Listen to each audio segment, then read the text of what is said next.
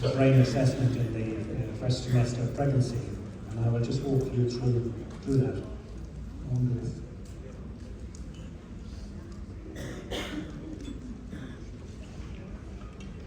I have to do that as well, so maybe I keep this short and then I'll do the demo. Okay.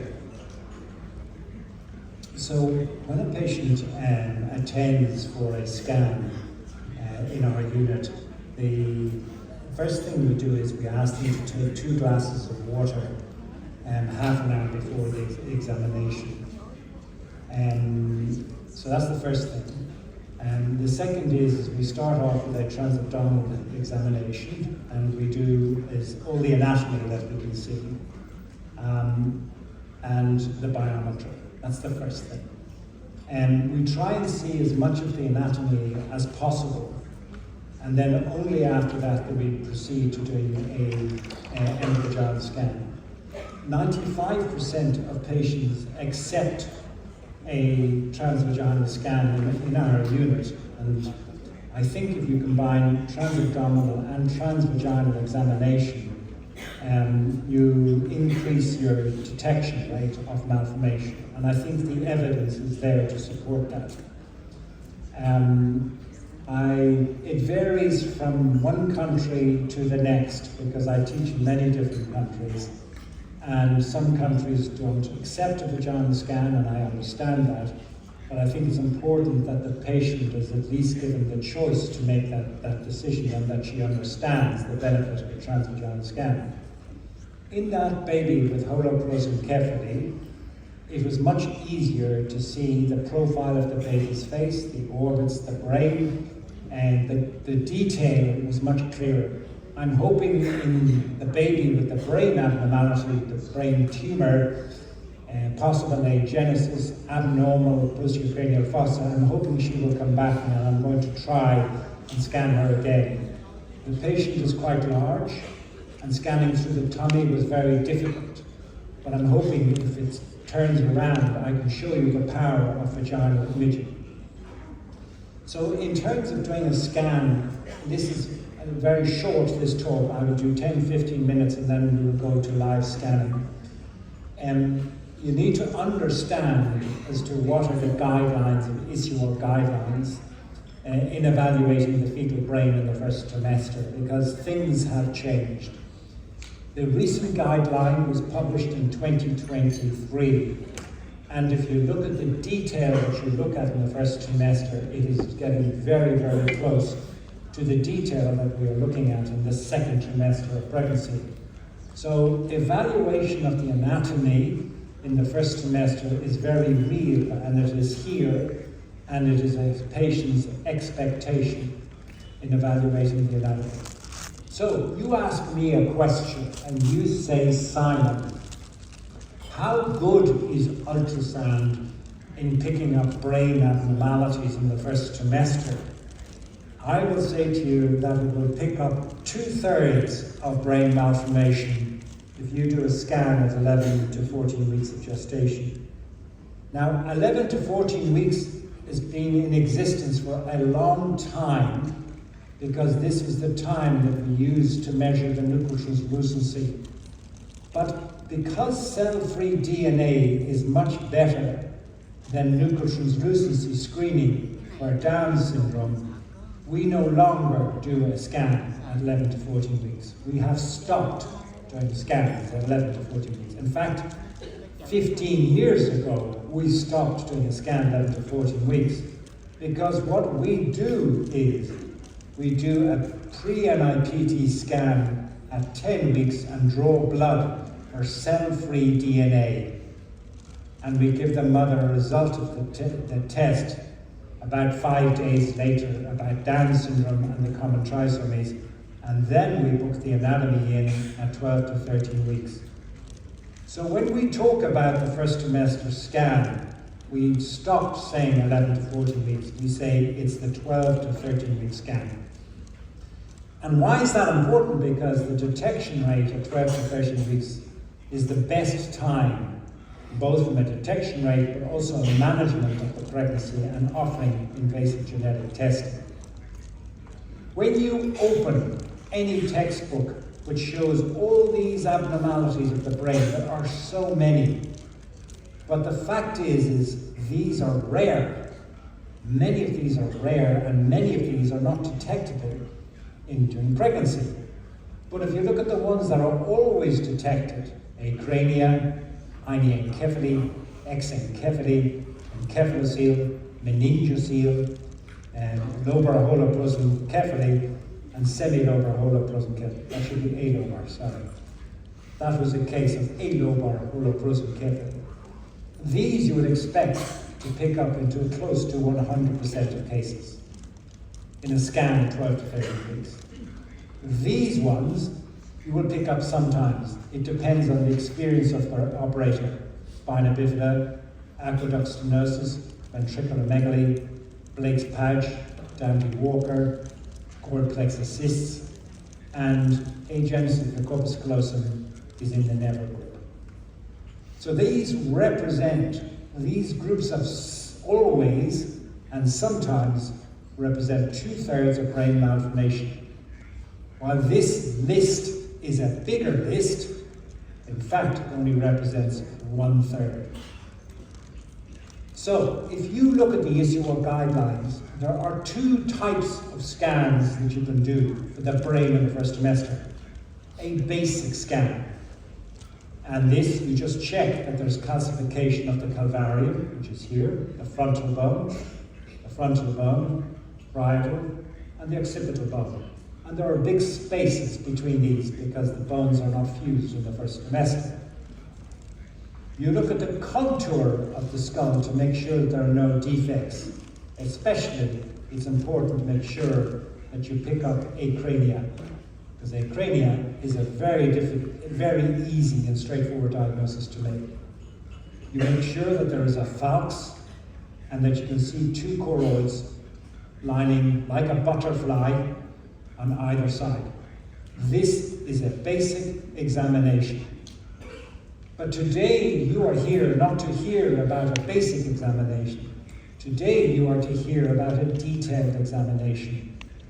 And these are the 4 sections of the brain that every doctor and every sonographer produces in our unit. If you do these 4 sections every day when you go to work, you will pick up 2/3 of brain malformation. It's very easy to do these 4 sections. It is important to recognize what is the anatomy in these 4 sections. The first is I can see the frontal bone, parietal bone, and the occipital bone is present. So therefore, I've excluded acrania in this baby. The second thing, when I look at this section analysis of the brain, I can see that there is a midline falx that goes all the way from anterior to posterior. So I can tell you that the baby does not have a lobar holoprosencephaly. I can also tell you that the choroids occupy more than 50% of the lateral ventricle. More than 50% is normal. If it occupies less than 50%, then I'm worried that the baby has got hydrocephalus or ventriculomegaly. And the next thing which I can see is, I can see the bulge of the very early Sylvian fissure. Sylvian, the Sylvian fissure. That is in section number 1 in looking at the brain. The second section when I look at the brain is I look at the cavum velum interpositum, the CVI. This is a structure that disappears in babies with spina bifida, and therefore it's an important landmark to see. The next section which I see is down here, the aqueduct of Sylvius, which is much bigger at the first trimester reference to the size of the head when compared to looking at the second trimester of pregnancy. When you look at the aqueduct of Sylvius, it is tiny. It is a very easy structure to see in a first trimester scan. And I can see the cerebropeduncles, and I can see the thalmi.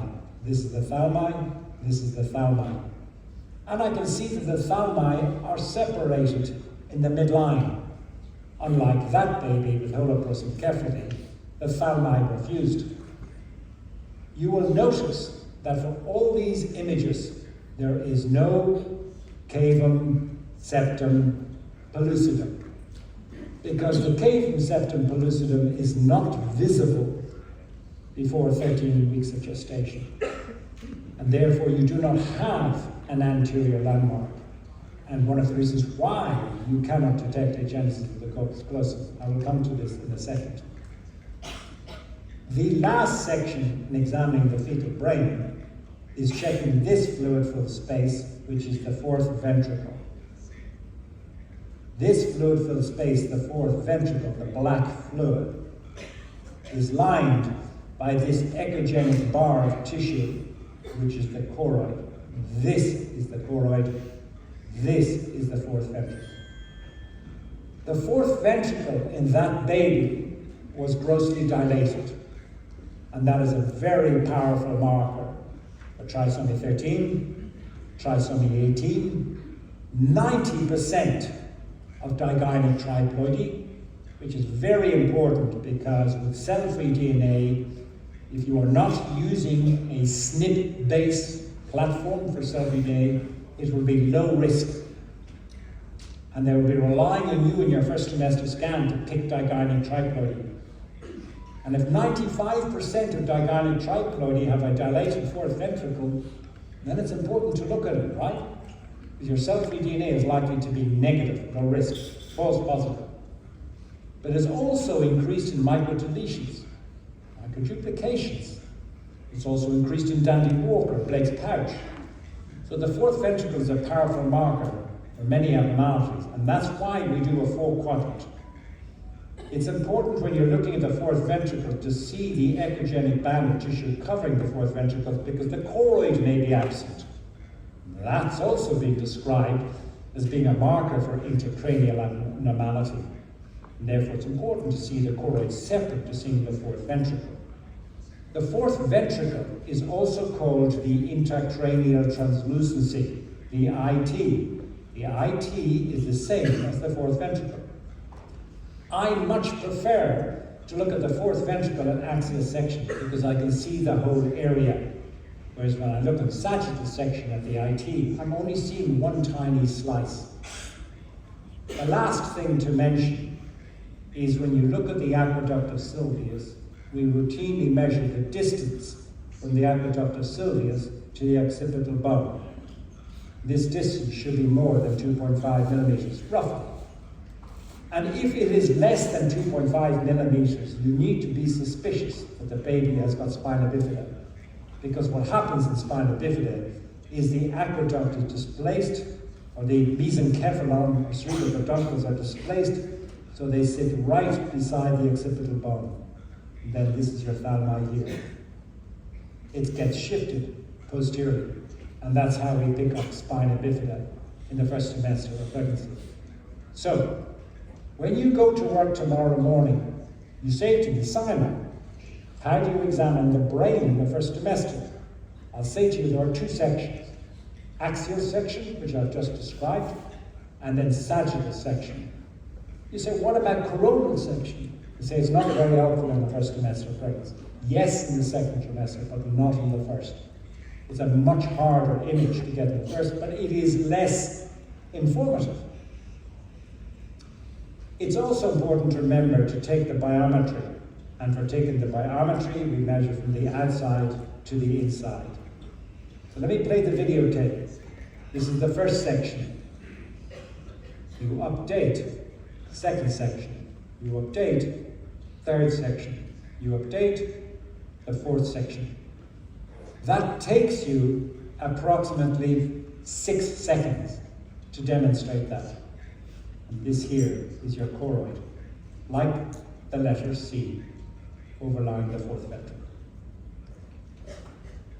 Remember to take your outer to inner for your BPD, and remember BPD. Remember why you take the BPD, not to date the pregnancy. You date the pregnancy based on the crown rump length. You take the BPD because you know that the BPD is reduced in babies with open spina bifida, with holoprosencephaly, and with encephaloceles. These three conditions, the first clue you may see is your BPD is small, less than the 10th centile or less than the 5th centile. You need to ask, why is the BPD reduced?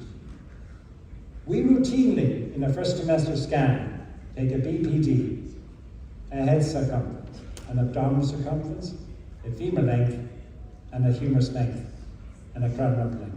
We date the pregnancy on the crown rump length. And after 13 weeks of gestation, you may add in the head circumference to date the pregnancy. But we measure the BPD, the abdominal circumference, and the femur length and the humerus to force us to look at these structures. Because when they are reduced, they are clues to anatomical abnormalities. I know that a femur at 13 weeks should be around about 9 to 10 millimeters. If I see a femur that's 6 millimeters, I'm looking at a skeletal dysplasia. So these are very powerful clues as to why we routinely do the biometry. But let's stick with the brain. Fourth ventricle. Aqueduct. Okay. This was the paper which we published in 2014, where we looked at babies with holoprosencephaly, and we saw that the BPD was reduced. This again, single anterior monoventricle, fusion of the choroids, and absence of the falx. They are the three signs of holoprosencephaly. I will repeat them. 1, absence of the falx, single anterior monoventricle, and the choroids shared across the midline. Because in a normal baby, the falx goes all the way anteriorly, the choroids are on each side, and the lateral ventricles, containing the fluid, are entirely separate. So it is very easy at a glance in a baby with holoprosencephaly, within seconds, you can tell when the baby's got holoprosencephaly, because there are 3 markers.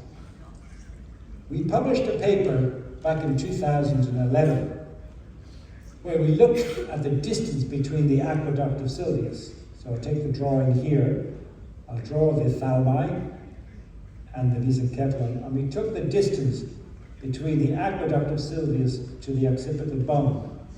And we looked at across 11 weeks, 12 weeks, and 13 weeks, and the mean measurement at 13 weeks should be 5.2 millimeters.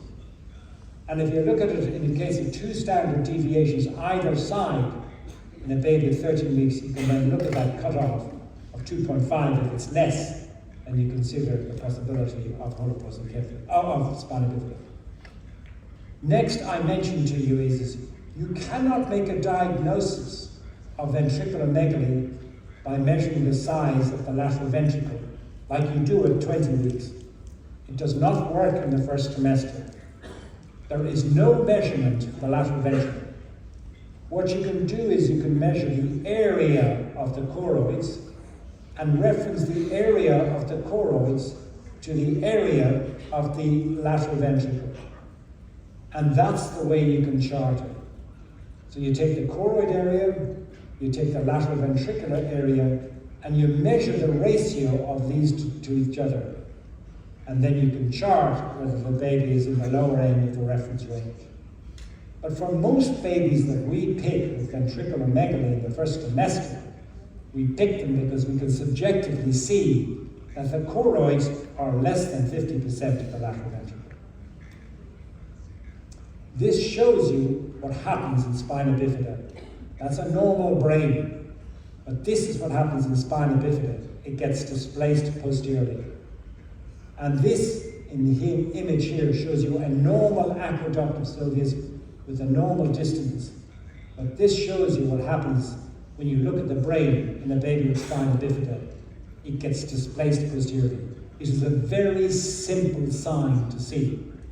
So if you do a 4-quadrant, the 4th quadrant of your images is this image that shows you the box of fluid and the distance between the occipital bone.